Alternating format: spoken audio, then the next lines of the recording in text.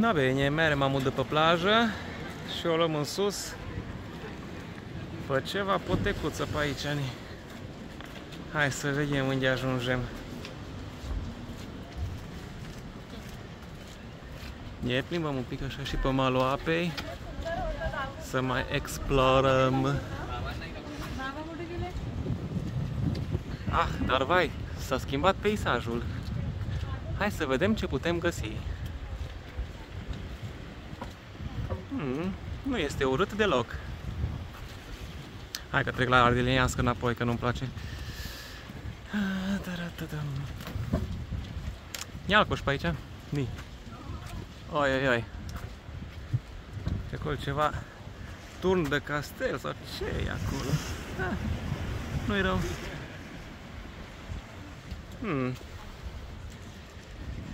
Ia-l coș.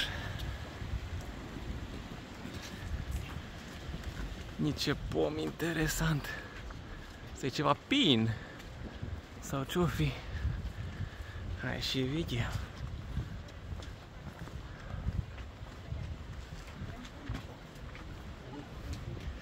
No, dar ce e aici? Numărul 10. Tu l-ai, doamne, ce scăreare ăsta, mă. Ia, că n-aș putea urca pe acolo, ni.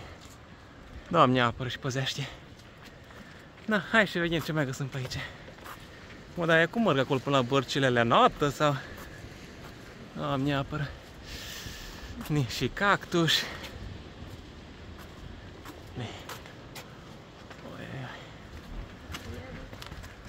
Stai, mutantii, nu mă împingem chiatră. Coi pticacii. Ni o potaie. Ia.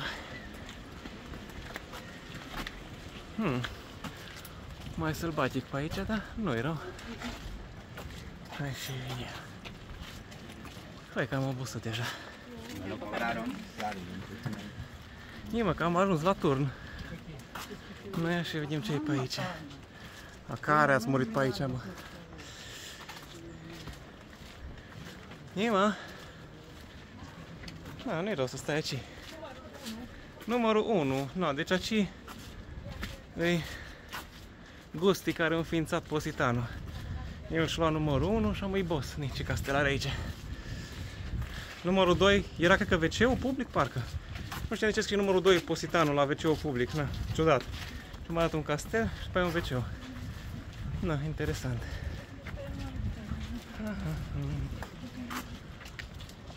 Drăguț pe aici.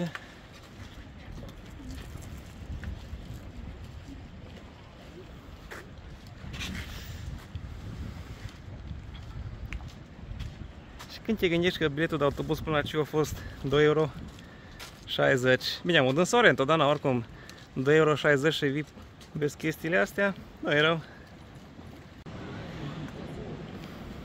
Hai și vedem unde am ajuns. Hai, mergem pe acolo, vedem dacă putem ajunge acolo. Hai, interesantă plajă, iară ceva turnuleț. Castel, ce-o fi ăla? Na, hai și mergem, vedem unde vom ajunge. Nu-i rău pe aici. Îmi place că aerul e curat și miroase fain. Adică eu tot timpul când mă duc într-o țară, primul lucru gust aerul să văd. Că parcă fiecare țară miroase altfel. Am un nou, eu cum sunt obsedat de parfumuri, eu la fiecare țară asociez un miros. Na, hai și vedem. Nima, zici că ești la Boga. Drumul ăla către cascadă. Da, nu miroase ca la Boga. Miroase altfel. Mai pe aici ai și munte, și palmieri, și lămâi, și plajă. Dă-te ce ai pe aici. Ha, și 5G la telefon. Se pare că Orange îmi dă 5G și în roaming. Dacă am în țară, bagă și aici. Nima, ce-i pe aici? Pe aici poate curs mai de multă apă. Am nu mai cură. Oricum este destul apă acolo, nu mai treabă. No, ce-o fi acolo? No, hai și vedem pe unde mergem. Pe aici sau pe aici?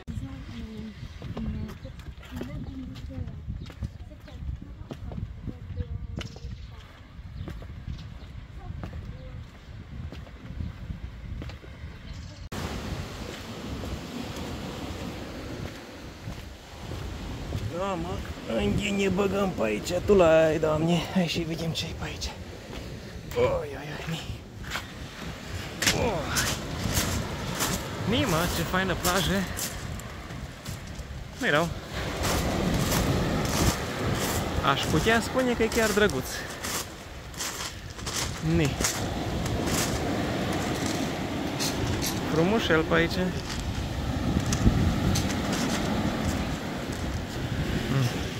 Pe acolo vin piticii la mare.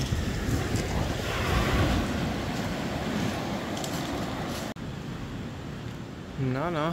Hai că am ajuns la plaja aia la Altănima. Hai și vedem. Ui, portie! Oh! Nu-i rău.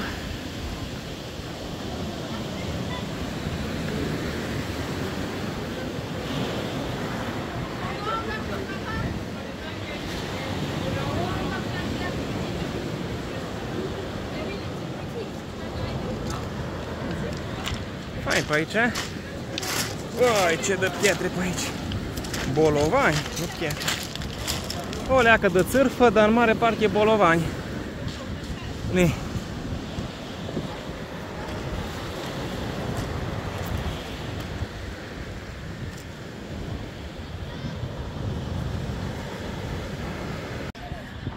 Bun, hai că ne întoarcem încet înapoi. Am ce străzi mă duce, efectiv ăștia stau cu restaurantul în șoseaua. Niște înghesuituri pe aici, mă. Ni.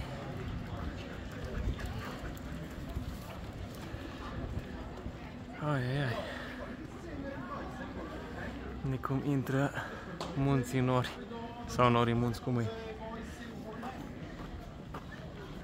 Deci, ce străzeau ăștia, bă, frate. Și ce străduțe pe aici, Nima. Ia, stai că vine mașina. Ni duba, ni picioarele mele. Hai de mine. Tu l-ai, Doamne. Ai. Deci, efectiv, te calcă ăștia în picioare. Ni. Hai de mine. Cam stăm aici și treacă tăți. Deci, efectiv, la 20 de centi de picioarele mele. Ni. Deci dacă veniți în Italia, neapărat asta-i ce treabă. Asta, nu aia cu albastru și cu alb ce la noi, ce asta e chestia originală. Stăm la cadă și ne facem poză. O să sperăm că n-a durat mult. Până atunci stăm și savurăm momentul. Nici Fiat Kici Bobo.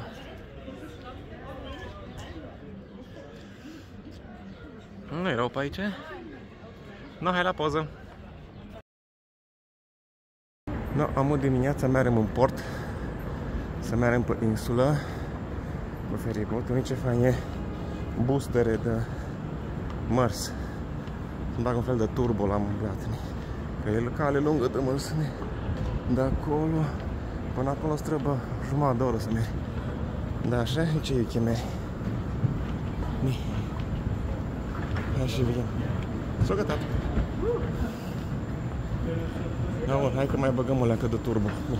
Dar fi așa, poate străzile lungi și pe afară. Nu? De ce ruini sunt acolo? Da, bun, hai că mergem către port. Na bine, ne-am luat biletele și am mergem către Procida cu feribotul. Na, hai că fi o zi lungă. Na bun, hai că pornim cu feribotul. Hai de murdare geamurile astea, mă, nu le spală nimeni. Ne sperie peștii. Portul de Napoli.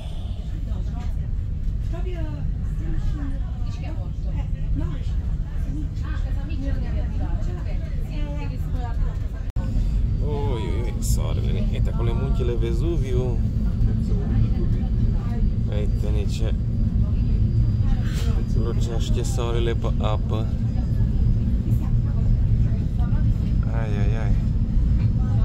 Zici că e ceva film romantic, așa lucește soarele pe apă. Ni acolo nave militare de la armată.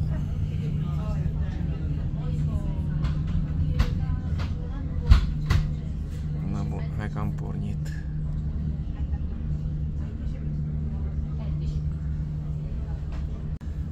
No, gata, mă ieșim în larg.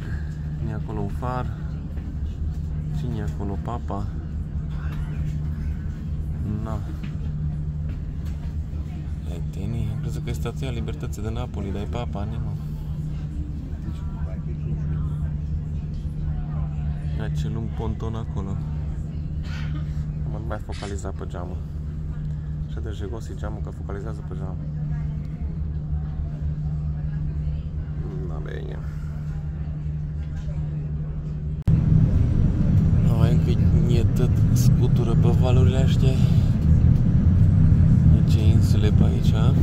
Nialcoș. Ui.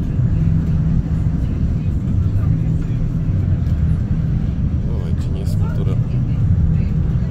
Asta bagă, mă, nu glumă.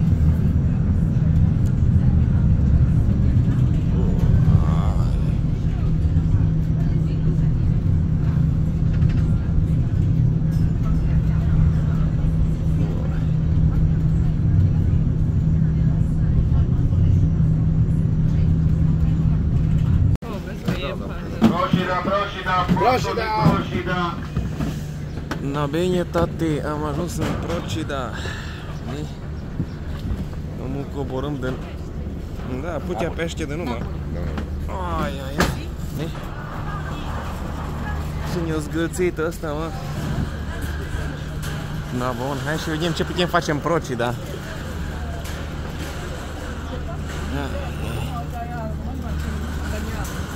Arată foarte rău. No, bun. Hai și ne orientăm o leacă.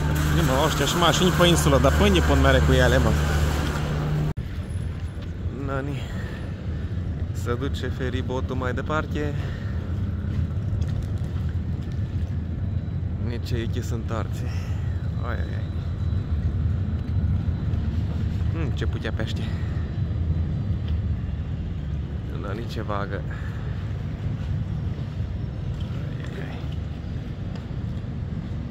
Na, am o scuteră pe ea mai departe.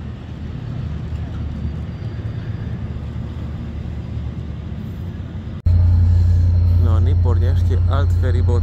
Ce bas pagă. Da, nici ce caută potaia asta pe aici. Ai. Stăm la o cafeluță care încă nu a ajuns. Cafeluță cu miros de pește. No, bine că au venit și cafeluțele și ceva chestie dulce. No. Coffee with a view, s-ar zice. Etena. Acolo altă insulă.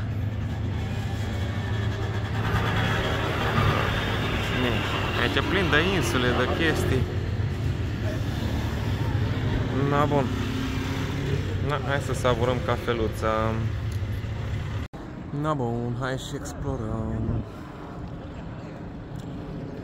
Uite pe aici. Orășelul. Nu-i urât. Orașul tipic insular din Italia. Și un avion pe acolo.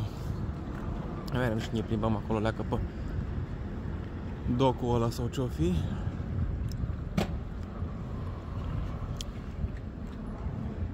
Na bine. Hai că mergem și vedem. Ce dă bărci pe aici. Și la ăștia cântă Iancu, ca în Oradea. Na bine. Hai și ne urcăm aici pe ăsta. Na bun, hai să vedem o privire de ansamblu. Da, Nu e o rută Procida asta.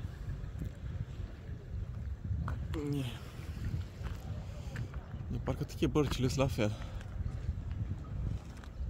Nici nu știi ce e aici. Bărci, insule, plin de chestii. E alt ferii acolo în depărtare. Deci sunt și multe bărci de pescari, văd. Bun, hai că ne facem și niște chipuri, ne închipuim și apoi mergem mai departe. Plin de bărci pe aici. Îl are telefonul fix pe barcă, Doamne, dar la nou a ajuns în secolul 21. Na, bine. Hai că ne-o face niște chipuri pe aici. Na, bine, și am ajuns la capătul docului și ne suim pe scările astea și vedem ce găsim aici. Melissa și Giada și Sinova. Am crezut că îți trei într-un cuplu, dar nu, sunt numai prieteni, e bine. E ok. Na, buni. Pe acolo pe undeva e muntele Vezuviu, Napoli. Pe aici ceva insulă, nu știu, Ischia sau ce-o fi pe acolo. Na. Nu e urât. E alt ferry. Dar cum se zice, feribot sau ferrybot? Adică e din ungurește sau e din engleză zână? Adică e ferry, ferry sau ferry? Nu știu, niciodată n-am știut. No, bun. Hai că vedem până ne mai mergem să mai explorăm un pic insulița asta. Na bine, a început și ploaia o leacă, dar nu e niciun bai dacă țârcotește, că nu mă supăr. Am mergem pe ceva străduță îngustă în sus, către centrul orașului. Străbăchem orașul o leacă și pe mergem către ceva pod interesant, către o altă insulă. Na, și apoi vedem acolo cum ar fi. E faine străduțele, plin de magazine.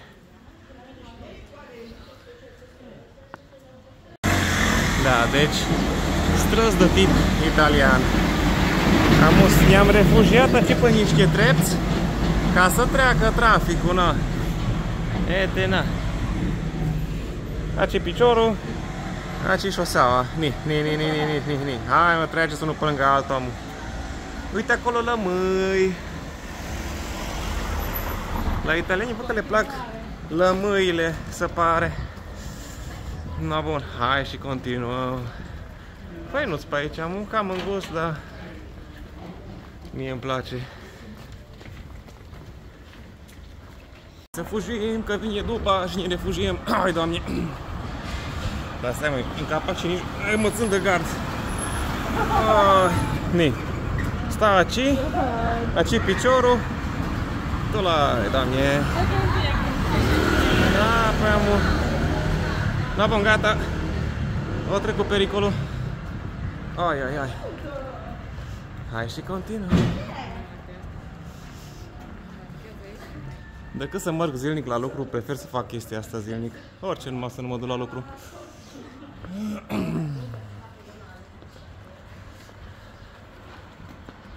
Am s-a început iară să țârcotească bine. Și apoi ne-am adăpostit aici sub un pom. Da, măcar nu singur, mi-a luat ce treabă. Hehe. Da. Stăm și așteptăm să mai treacă o leacă de ploaie. Că numai o rândă haine am și apoi n-am chef să umblu la bustul gol după aia pe aici. Da.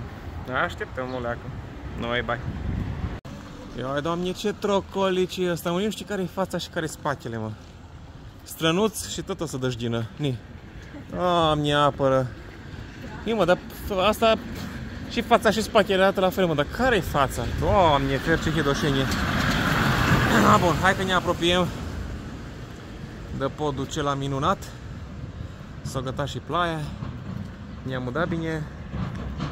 Hai că mintea n-aș ajunge. No, bine, hai că ne apropiem de cealaltă insulă. Sper să n-alunec pe pietrele astea, că tot ies udie și aluneci, mă, pe ele ca pe clisă. Ai, ai, ai. Ni. Mândru. Hai că ajungem în cealalt port, în cealalt capăt. Și căutăm ceva pod minunat pe acolo, sper să-l găsesc. Că să zice că e fain, dacă n-ar fi închis. No. Hai că imediat ajungem. Hai, tit, tit, tit, tit. Hai, tit, tit, tit, tit, tit, tit. Hai, tit, tit, tit, tit, tit, tit, tit, tit, tit, tit. Hai, tit, tit. Tit, tit, tit, tit. Hai, mă, nu te spărea de mine. Cam sceptică pisicuța. Tit, tit, tit, tit. Hai. Hai, tit, tit, tit, tit, tit. Da, bine, dacă nu vrei. Hai și mergem mai departe. Ai, ai, ai, ai, ai. Hai că mai avem o leacă și ajungem. Ete, na, că ajungem în cealalt port. Acolo, în față. No, bine, hai că am ajuns în celălalt port.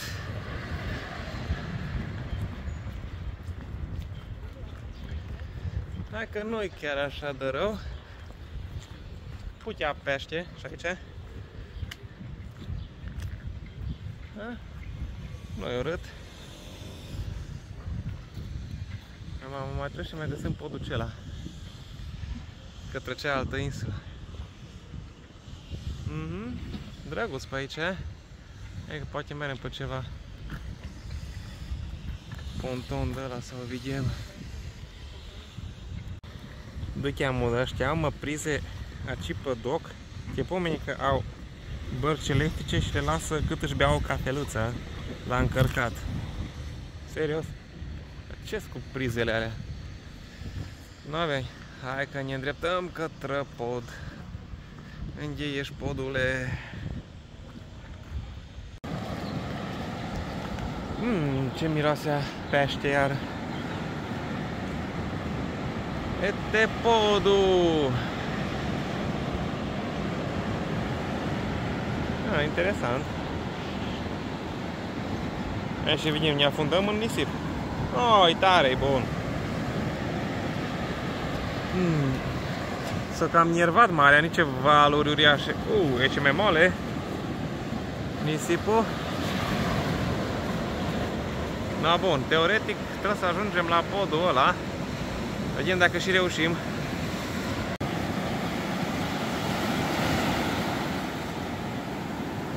Hai, mă, nu ești în stare să ajungi până la mine la Adidas. Hai.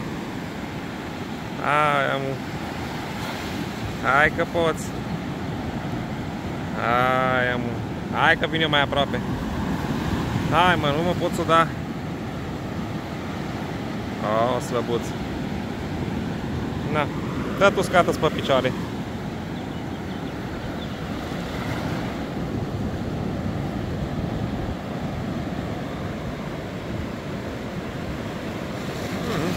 Frumos nisipul, finuț. Așa cum treabă. Nu de la cu pietraie ca în Turcia. Hai, mă, udă, mă.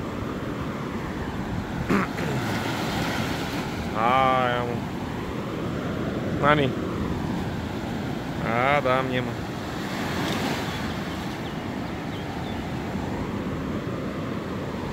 Ca treabă e asta, mă, dar de ce nu vrei și mă uzi? Na bine, deci noi suntem pe aici. Aha. Și am traversăm podul acela către cealaltă insulă. Na bine, hai și vedem. Ponte di Vipara. Na bun, aici o leacă de pârtie.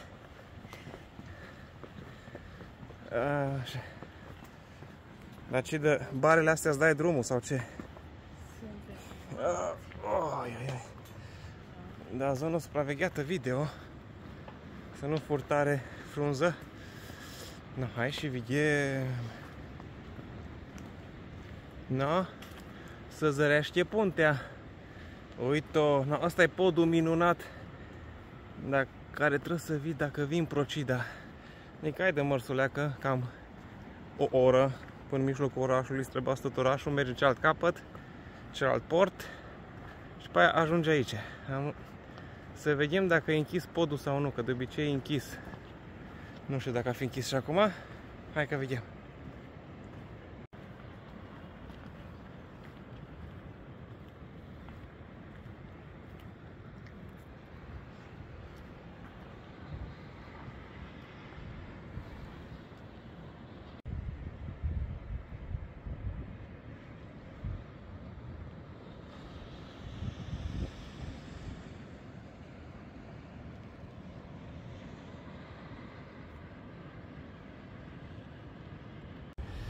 Na bun, și am ajuns la poduleț.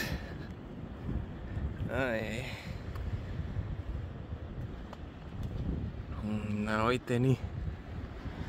Asta e capătul celălalt din Procida.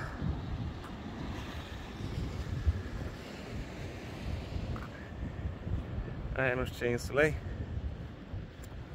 Așa. Și acum e pescărușul. Unde merg, mă? Uite pescărușul.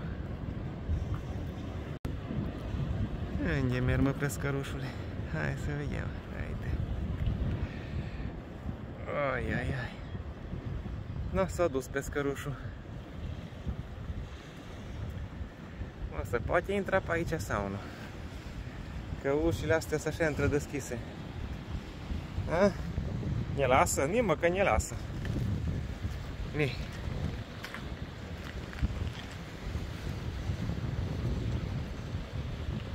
Ni pescărușul.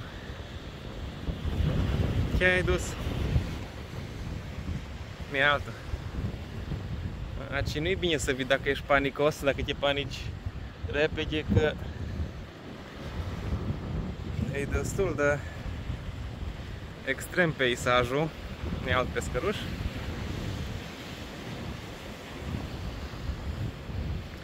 No, bun. Poate mere până încolo pe pod. Admirăm o leacă peisajul și ne întoarcem. Ne căutăm ceva cafea bună de băut.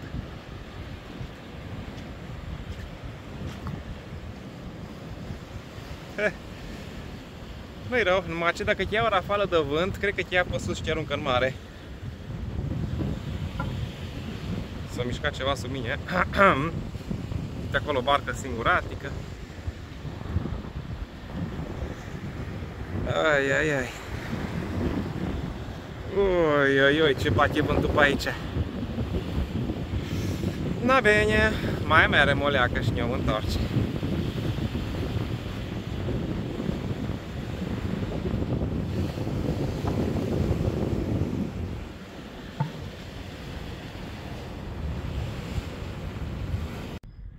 No, să sperăm că nu vine nicio mașină pe aici, că cam îngustus pe aici. Ăștia au în grădină lămâi, la fel cum avem noi prune. Înseamnă că de-aia italienisc cu limoncello, că na, ei fac țuică de lămâi, limoncello de ăla. Noi cu prunele, ei cu lămâile, deci aici plin de lămâi. Pe jos lămâi, pe și păstă tot putea lămâie. Cum putea la noi borhod de prună toamnă. Na. Spaci poți veni să înveți să mergi cu bicicleta, că n-ai cum să pici. Dacă înclini în stânga, în dreapta, te oprești în zi, deci chiar n-ai cum să pici de pe bicicleta aici pe strada asta, dacă dă îngustă-i. Doamne, Doamne, și încă pe aici mi-a venit cu mașina, îți dai seama, ni. Adică sau mașina asta o asamblează aici și când mere cu treabă în oraș, o dezasamblează și o asamblează înapoi în oraș sau cum? Adică cum să încape mașina asta pe îngustimea asta? Doamne, feri. Da, bun. Hai că merem. Poate mai găsim un viewpoint la mare. Hai și vedem. Aceea este unul care are mașină demnă de drumurile astea. Nici căruț de butelie. Na, cu așa ceva poți veni pe aici pe străzile astea? Da, cu o altă mașină n-ai ce căuta pe aici. Bine, urcăm câte un viewpoint. Aici, Ionuță. Hai și vedem unde ajungem. Toată ziua am amețit scuterele astea, mă, deci cred că odată la 2 secunde trece un scuter pe lângă mine. Aici în dreapta, aici în mine. Ia mă, urcăm o leacă iară să ajungem la un belvedere pe partea cu primul port. Hai că urcăm o leacă și ajungem. Nicum doarme mâța. Titi. Gatito, gatito. Miau. Nu răspuns la apelative italienești. Miau. Nu așa miaună pe italiană. Se pare că nu mă bag în seamă. Hai și coborâm în jos. Pe aici, pe lângă belvedere, evident. Na bine. Hai că mergem către port, mai bag o cafea și după aia ne îndreptăm spre Napoli înapoi. Na bine, deci pe aici ai mult de urcat. Scutere multe trec pe lângă Chinghese, urci pe trepți multe, pe drumuri înguste, înclinate în sus, da. Am ajuns aici e drumul către un belvedere, vezi iară o parte a insulei, aici are un port, deci orașul ăsta care vreo 3 porturi aproximativ, asta e iar unul mai mic. Na, noi am fost acolo în capăt, acolo a fost podul ăla, undeva încolo e portul unde am venit de Napoli și am aici mergem în sus către un belvedere să vedem toată insula. Da? E faină, deci merită să vii aici să vezi, chiar dacă nu e așa de celebră și cunoscută de mulți turiști. Are și asta farmecul ei. Da, bun, hai că urcăm înapoi în susuleacă să ajungem chiar în vârf. Na bine, și am ajuns în vârf, aici nu știu ce penitenciar părăsit. Și ceva tunuri și am ajuns la belvedere. Ai.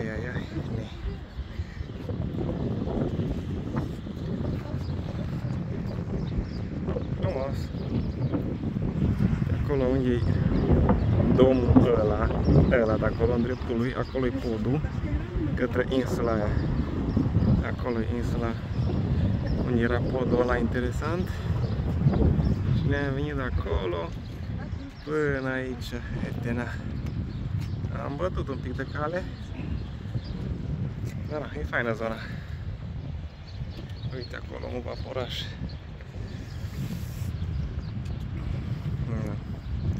Deci țineți minte, Procida de Napoli cu feribotul, 90 de lei un bilet, dar se merită.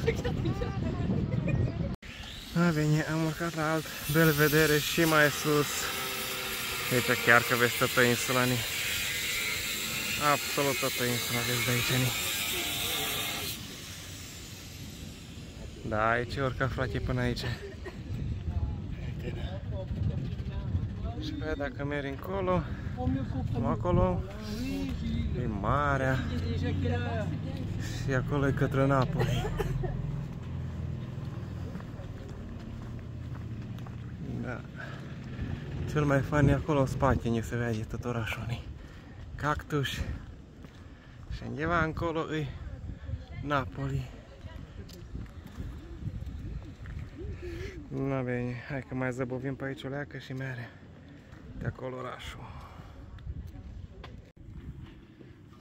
Na, aici e plin, mă, de belvedereuri, aici altuni. Asta e către zona cu Napoli, e acolo în depărtare Napoli. Aici nu vezi mare lucru, mai mult mare, insule, Napoli. La ce să mai sfăghesc pescărușii, ni. Acolo. Ni acolo unul ce țanțoș stă, ni. Ăla să crede șef acolo, pe cărămida aia. Na. Deci aici nu e așa rău, dar tot mai fain e să vede acolo orașul, ni.